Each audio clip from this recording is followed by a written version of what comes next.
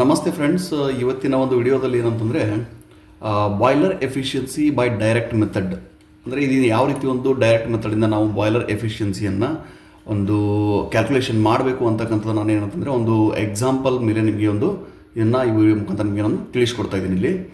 So ಆಜ್ ಹಮ್ ये देखने वाले हैं boiler efficiency by direct method कैसे निकालने वाला है और उसको कौन सा पैरामीटर चाहिए और कौन सा फार्मूला यूज़ कर सकते हैं बाय डायरेक्ट मेथड के लिए, वो मैंने आज इस वीडियो में समझाने वाला हूँ.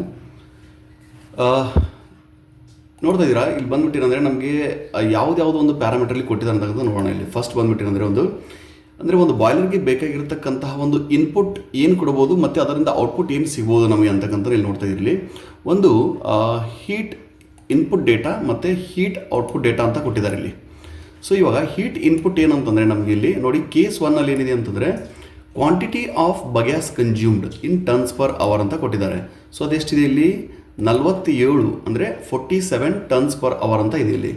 ಸೊ ಅದೇ ರೀತಿಯಾಗಿ G C V of the bagasse ಬಂದುಬಿಟ್ಟು ಏನಿದೆ ಇಲ್ಲಿ ನಮಗೆ 2272 kilo calorie per K G ಅಂತ ಇದೆ. ಸೊ ಅದೇ ರೀತಿಯಾಗಿ ಕೇಸ್ 2 ಅಲ್ಲಿ ಏನಂತಂದರೆ ಕ್ವಾಂಟಿಟಿ ಆಫ್ ಕೋಲ್ ಅಂತ ಕೊಟ್ಟಿದ್ದಾರೆ. ಅಂದರೆ ಇದೊಂದು ಬಾಯ್ಲರ್ ಬಂದುಬಿಟ್ಟು ಏನಂದರೆ ನಮಗೆ ಬಗ್ಯಾಸ್ ಮೇಲೂ ರನ್ ಆಗುತ್ತೆ ಮತ್ತು ಕೋಲ್ ಮೇಲೂ ರನ್ ಆಗುತ್ತೆ. ಸೊ ಅದಕ್ಕೆ ಏನಂದರೆ 2 ಕೇಸನ್ನು ಇಲ್ಲಿ ತೆಗೆದುಕೊಂಡಿದ್ದೀವಿ. So quantity of coal consumed in tons per hour ಎಷ್ಟಿದೆ ಇಲ್ಲಿ 18 ಅಂತ ಇದೆ. ಸೊ 18. ಆಮೇಲೆ G C V of the coal ಅಂದರೆ gross calorific value of the coal ಬಂದುಬಿಟ್ಟು in kilo calorie per K ಜಿಯಲ್ಲಿ ಎಷ್ಟಿದೆ 5500 5500 ಅಂತ ಇದೆ. ಸೊ ಇವಾಗ ಏನಂತಂದರೆ ಸೊ ನಾವು ಒಂದೊಂದಾಗಿ ಏನಪ್ಪ ಅಂತಂದರೆ ಇವಾಗ ಇಷ್ಟು ಬಂದುಬಿಟ್ಟಿನಂದರೆ ಒಂದು ಕೇಸ್ 1 ಮತ್ತು ಕೇಸ್ 2 ಏನು ಕೊಟ್ಟಿದ್ದಾರೆ ಅಂತಂದರೆ ನಮಗೆ ಬಗ್ಯಾಸ್ ಕನ್ಸಂಪ್ಷನ್ ಅಥವಾ ಕೋಲ್ ಕನ್ಸಂಪ್ಷನ್ನು ಅಂದರೆ ಇದೇನೆಂದರೆ ಫ್ಯೂಯಲ್ ಕನ್ಸಂಪ್ಷನ್ ನಮಗೆ ಡೇಟಾಇಲ್ಲಿ ಕೊಟ್ಟಿದ್ದಾರೆ. ಅದರದ್ದೇ ಆದಂಥ ಒಂದು ಜಿ ಸಿ ವಿ ಕೂಡ ಒಂದು ವ್ಯಾಲ್ಯೂಸನ್ನು ಇಲ್ಲಿ ಕೊಟ್ಟಿದ್ದಾರೆ. ಸೊ ಇದನ್ನು ನಾವು ಬಳಸಿಕೊಂಡು ನಾವು ಏನು ಹೀಟ್ ಔಟ್ಪುಟ್ ಡೇಟಾ ಏನು ಪಡಿಬೋದಾಗಿದೆ ಅಂತಕ್ಕಂದ್ರೆ ಇಲ್ಲಿ ನೋಡೋಣ. ಸೊ ಇಲ್ಲಿ ನೋಡ್ತಾ ಇದ್ದೀರಾ, ನಾವು ಅದನ್ನು ತೆಗೆದುಕೊಂಡಾಗ ನಮಗೆ quantity of steam generation in tons per hour ಎಷ್ಟು ಬಂದಿದೆ ಇಲ್ಲಿ 100 ಟನ್ಸ್ ಅಂತ ಬಂದಿದೆ. 100 ಟನ್ಸ್ ಪರ್ ಅವರ್ ಅಂತ ಬಂದಿದೆ. ಮತ್ತು ಈ ಬಾಯ್ಲರ್ಗೆ ಬೇಕಾಗಿರತಕ್ಕಂತಹ ಒಂದು ಮೇನ್ ಸ್ಟೀಮ್ ಪ್ರೆಷರ್ ಬಂದುಬಿಟ್ಟು ಎಷ್ಟಿದೆ ಇಲ್ಲಿ 87. ಆಮೇಲೆ ಮೇನ್ ಸ್ಟೀಮ್ ಟೆಂಪ್ರೇಚರ್ ಅಂದರೆ ಇದರ ಒಂದು ಆಪರೇಷನ್ ಟೆಂಪ್ರೇಚರ್ ಎಷ್ಟಿದೆ ಅಂತಂದರೆ ಆಪರೇಟಿಂಗ್ ಟೆಂಪ್ರೇಚರ್ ಬಂದುಬಿಟ್ಟು 520 ಡಿಗ್ರಿ ಸೆಲ್ಸಿಯಸ್ ಅಂತ ಕೊಟ್ಟಿದ್ದಾರೆ. ಮತ್ತು feed water temperature in degree Celsius ಎಷ್ಟು ಕೊಟ್ಟಿದ್ದಾರೆ 110 ಅಂತ ಕೊಟ್ಟಿದ್ದಾರೆ ಇಲ್ಲಿ. ಸೊ ಹಾಗಾದರೆ enthalpy of the steam at the pressure 87 kg per centimeter square and the temperature 520 degree Celsius ಎಷ್ಟು ಬರುತ್ತೆ ನಮಗೆ ನಾವು ಒಂದು ಏನಪ್ಪ ಅಂತಂದರೆ ಒಂದು ಇವಾಗ ಆನ್ಲೈನಲ್ಲಿ ಕೂಡ ಏನಪ್ಪ ಅಂತಂದರೆ ಕೆಲವೊಂದು ಗೂಗಲಲ್ಲಿ ನಾವು ಸೈಟನ್ನು ನೋಡಿದಾಗ ಅಲ್ಲಿ ನಮಗೆ ಡೈರೆಕ್ಟಾಗಿ ಒಂದು 87 kg ಮತ್ತು 520ಗೆ ನೋಡಿದಾಗ ನಮಗೆ ಏನಪ್ಪ ಅಂತಂದರೆ 822.17 kilo calorie per K G ಅಂತ ಗೊತ್ತಾಗುತ್ತೆ ಇಲ್ಲಿ. ಇದು ಬಂದುಬಿಟ್ಟಂದರೆ ಎಂಥಾಲ್ಪಿ ಆಫ್ ದ ಸ್ಟೀಮ್ ಅಂತ ನಮಗೆ ಇದು ಗೊತ್ತಾಗುತ್ತೆ. ಇಲ್ಲಾಂದರೆ ಇಲ್ಲಾಂದರೆ ಏನಾಗುತ್ತೆ, ನಿಮಗೆ ಒಂದು ಸತಿ ನೀವು ಸ್ಟೀಮ್ ಟೇಬಲ್ ರೆಫರ್ ಮಾಡಿ ಕೂಡ ಏನಪ್ಪ ಅಂತಂದರೆ ಈ ವ್ಯಾಲ್ಯೂಸನ್ನು ಒಂದು ಪಡಿಬೋದಾಗಿದೆ. ಆ ಸ್ಟೀಮ್ ಟೇಬಲ್ ಅದ್ರ ಬಗ್ಗೆನೂ ಕೂಡ ಏನಪ್ಪ ಅಂತಂದರೆ ಒಂದು ಸೆಪರೇಟಾಗಿ ಒಂದು ವಿಡಿಯೋ ಮಾಡೋಣ. ಸೊ ಇನ್ನೊಂದು ಏನಂತಂದರೆ ಇಲ್ಲಿ ನೋಡ್ತಿದ್ದೀರಾ, ಇದು ಬಂದುಬಿಟ್ಟೆ ನಮಗೆ ಒಂದು ಹೀಟ್ ಇನ್ಪುಟ್ ಡೇಟಾ ಕೊಟ್ಟಿದ್ದಾರೆ, ಆಮೇಲೆ ಹೀಟ್ ಔಟ್ಪುಟ್ ಡೇಟಾ ಕೊಟ್ಟಾಯ್ತಿಲ್ಲಿ. ಸೊ ಇದನ್ನು ಬಳಸಿಕೊಂಡು ಏನಪ್ಪ ಅಂತಂದರೆ ನಾವು ಒಂದು ಬಾಯ್ಲರ್ ಎಫಿಷಿಯನ್ಸಿ, ಒಂದು ಬಾಯ್ಲರ್ನ ದಕ್ಷತೆಯನ್ನು ಏನಪ್ಪ ಅಂತಂದರೆ ನಾವು ಇದನ್ನು ಯಾವ ರೀತಿ ಒಂದು ಕಂಡುಹಿಡಿಯಬಹುದು. अभी कैसे निकालने का ये सब पैरामीटर अभी दिया है आपके सामने ये जो वीडियो में. सो अभी इसका कैसे निकालने का, इसका फार्मूला क्या है. सो ये देखिए एफिशिएंसी, ಇದನ್ನು ಎಫಿಷಿಯನ್ಸಿನ ನಾವು ಏನು ಮಾಡ್ತೀವಿ, ಈ ಒಂದು ಸಿಂಬಾಲಿಂದ ನಾವು ಇದನ್ನು ಡಿನೋಟ್ ಮಾಡ್ತೀವಿ. ಸೊ ಫಾರ್ಮುಲಾ ಬಂದುಬಿಟ್ಟು ಏನಂದರೆ capital Q divided by small Q. Capital Q divide small Q ಅಂದರೆ ಏನಿಲ್ಲ, quantity of steam generation divided by quantity of fuel consumption. ಇದೇನು ಬಂದುಬಿಟ್ಟು ನಮಗೆ ಏನು ಗೊತ್ತಾಗುತ್ತೆ, ಇದು ಎರಡು ಬಂದುಬಿಟ್ಟು ಅಂದರೆ ಆಲ್ರೆಡಿ ನಾವು ಇವ್ಯಾಪೋರೇಷನ್ ರೇಷಿಯೋ ಅಂದರೆ ಸ್ಟೀಮ್ ಟು ಫ್ಯೂಯಲ್ ರೇಷಿಯೋ ನೋಡಿದ್ದೀವಿ. ಸೊ ಇದೇ ಒಂದು ಏನಂತಂದರೆ ನಮಗೆ ಒಂದು ಬಾಯ್ಲರ್ ಎಫಿಷಿಯನ್ಸಿ ನಾವು ಕಂಡುಹಿಡಬೇಕಾದ್ರೆ ಇದೊಂದು ತುಂಬಾ ಇಂಪಾರ್ಟೆಂಟ್ ರೋಲ್ ಆಗುತ್ತೆ. ಸೊ ನಾನು ಅದನ್ನು ಪ್ರೀವಿಯಸ್ वीडियोದಲ್ಲಿ मेरा जो पहला वाला प्रीवियस वीडियो में आपको पूरा समझाया कि इवेपोरेशन रेशियो क्या होता है. तो ये देखिए अभी ये जो क्यू दिया है ना, ये वाला है क्वांटिटी ऑफ स्टीम जनरेशन और स्मॉल क्यू जो दिया है fuel consumption. So into HS ಬಂದ್ಬಿಟ್ಟು ಏನಂತಂದರೆ HS is nothing but this is the enthalpy of the superheated steam minus enthalpy of feed water divided by gross calorific value of the fuel used into 100 ಅಂತ ನಮಗೆ ಏನಿದೆ ಇದು ಬಂದ್ಬಿಟ್ಟು this is the formula. ಇಲ್ಲೇನು ಕಾಣಿಸ್ತಾ ಇದೆಯಲ್ಲ friends, ಇದು ಬಂದುಬಿಟ್ಟು this is the formula for calculating the boiler efficiency by direct method. So ಇವಾಗ ಏನಂತಂದರೆ ನಾವು ಕೇಸ್ 1 ಅನ್ನು ತೊಗೊಳ್ಳೋಣ. ಸೊ ಕೇಸ್ 1 ಏನಿದೆ ಅಂತಂದರೆ ಇಲ್ಲಿ ನೋಡ್ತಿದ್ದೀರಲ್ಲಿ case 1 so quantity of bagasse consumption in tons per hour ಅಂತ ಕೊಟ್ಟಿದ್ದಾರೆ. ಎಷ್ಟು ಕೊಟ್ಟಿದ್ದಾರೆ ಇಲ್ಲಿ? 47. ಸೊ ನೋಡ್ತಾ ಇದ್ದಾರೆ ಇಲ್ಲಿ. ಸೊ ನಾವು ಬಂದುಬಿಟ್ಟು ಕ್ಯಾಪಿಟಲ್ ಕ್ಯೂ ಏನಿದೆ ಇಲ್ಲಿ, ಕ್ವಾಂಟಿಟಿ ಆಫ್ ಸ್ಟೀಮ್ ಜನರೇಷನ್ ಎಷ್ಟಿದೆ ಇಲ್ಲಿ, ಆಲ್ರೆಡಿ 100 ಅಂತ ಕೊಟ್ಟಿದ್ದಾರೆ ಇಲ್ಲಿ. ಸೊ 100 ಅಂತ ತೆಗೆದುಕೊಳ್ಳೋಣ. So next quantity of fuel consumption, ಎಷ್ಟಿದೆ ಇಲ್ಲಿ ನಮಗೆ ಇವಾಗ ನೋಡ್ತಾ ಇದ್ದಾರೆ ಇಲ್ಲಿ 47 ಅಂತ ಕೊಟ್ಟಿದ್ದಾರೆ. ಸೊ 47 ಇಲ್ಲಿ ನಾನು ಇಲ್ಲಿ ಎಂಟ್ರಿ ಮಾಡಿ ಇಟ್ಕೊಂಡಿದ್ದೀನಿ.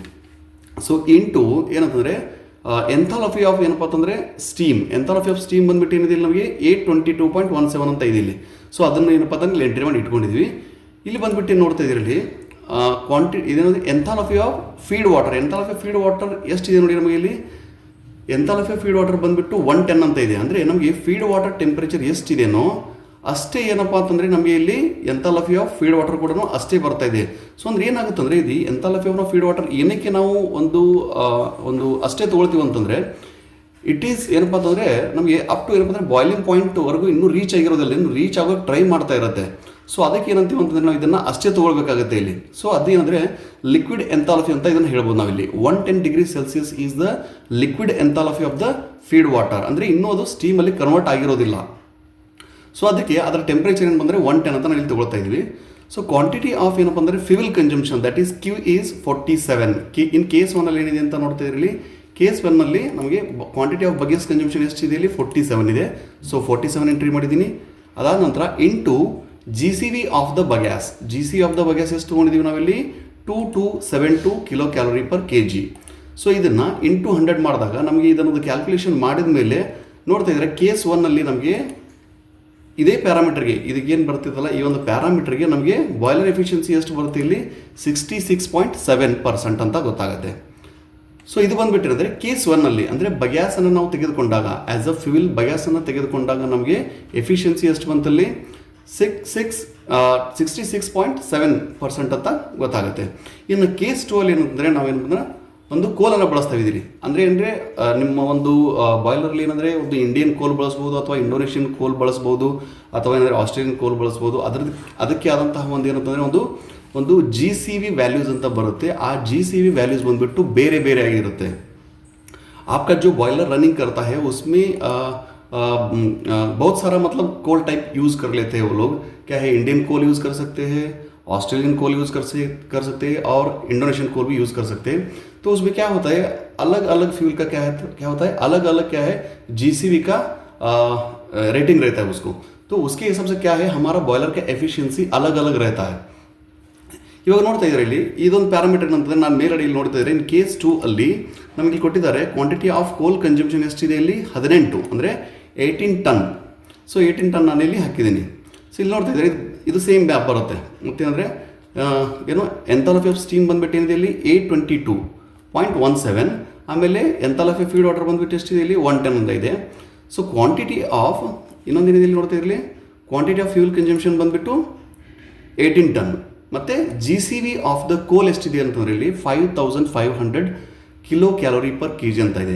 ಸೊ ಇದೆಲ್ಲ ಪ್ಯಾರಾಮೀಟರ್ ನಾವು ಹಾಕಿಬಿಟ್ಟು ಇಂಟು 100 ಅಂತ ಮಾಡಿದಾಗ ನಮಗೆ ಕೇಸ್ 2 ಇನ್ ಕೇಸ್ ಆಫ್ ಏನಪ್ಪ ಅಂದರೆ ಕೋಲ್ is used as the fuel. So ಆ ಟೈಮಲ್ಲಿ ನೋಡ್ತಾ ಇದ್ದೀರಾ ನೀವು 71.9% ಏನು ಬರ್ತಾ ಇದೆ ನಮ್ಮದು efficiency of the boiler by direct method ಅಂತ ಗೊತ್ತಾಗ್ತಾ ಇದೆ ಇಲ್ಲಿ.